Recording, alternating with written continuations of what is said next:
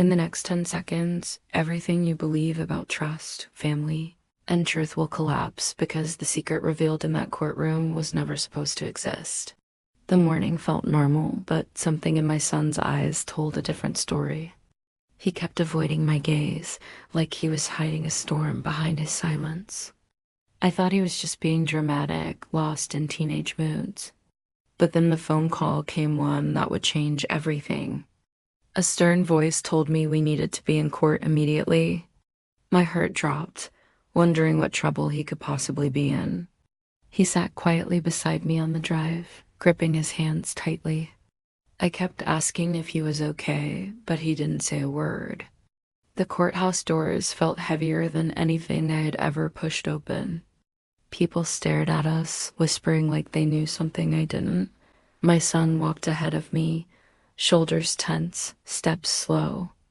I tried to stay calm, convincing myself it was probably a mistake. But deep down, a fear I couldn't explain kept clawing at me. When the judge entered, the room fell silent instantly. My son finally lifted his head, eyes shining with tears. I reached for his hand, but he gently pulled away. His lawyer stood, announcing that a full truth needed to be revealed. I felt my pulse race as everyone in the courtroom turned toward him. My son stood slowly, voice cracking as he tried to speak. He said he had been hiding something for years. My stomach twisted, unable to imagine what it could be. Then he confessed that he had witnessed something no one believed. He wasn't the suspect they called him, the key witness. He had recordings, evidence he had kept hidden out of fear. When the audio played, the entire courtroom froze. A voice filled the room, cold, threatening, unmistakable. It wasn't his voice. It was an adult's. My breath caught as I recognized something horrifying. The man recorded was someone we trusted deeply. My son had risked everything to expose him. He never told me because he wanted to protect our family. The judge leaned forward, eyes wide with shock. Gasps rippled through the courtroom like a wave. My son trembled as the truth echoed around us.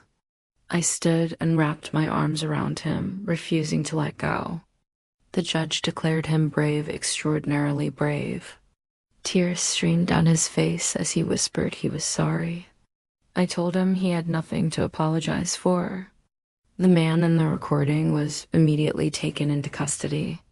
Justice began unfolding right in front of us. My son finally exhaled a breath he had been holding for years. He looked at me, waiting for my reaction. I told him nothing he could ever reveal would make me love him less. The judge dismissed the court, but no one moved. Everyone was still stunned by the secret. Reporters tried to swarm us, but I shielded him. We left through the back entrance, hands tightly clasped. Outside, he asked if I hated him for hiding the truth. I told him he was the bravest person I knew.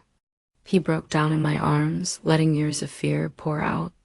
We sat on the courthouse steps, finally breathing freely. He explained everything he had endured to keep us safe. Every word stabbed my heart with guilt and pride. I realized how much pain he had carried alone. I promised him he would never carry anything alone again. He nodded, wiping his tears with shaky hands. We walked to the car, feeling lighter than before.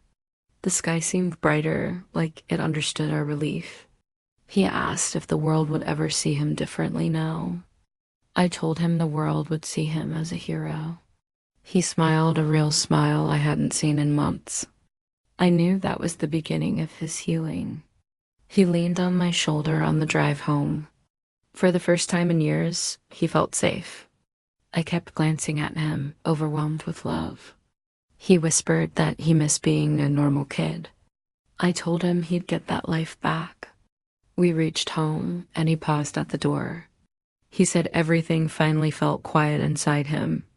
I hugged him again, promising better days ahead. The news spread quickly, but we ignored it. We focused on rebuilding his peace. He slept early that night, unburdened at last.